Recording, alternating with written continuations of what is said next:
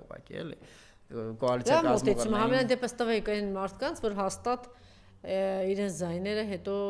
չեն համագործակցի եւ չեն աջակցի ԿՊ-ին, այդ հաստատ բանն է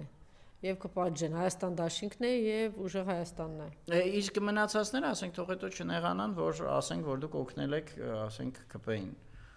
Թող նեղացող չլինի, որովհետեւ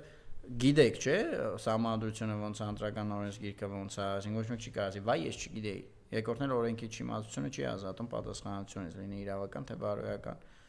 Ուրեմն գիտակցված եք արել։ Ասենք թող հետո ոչ մեկը չնեղանա,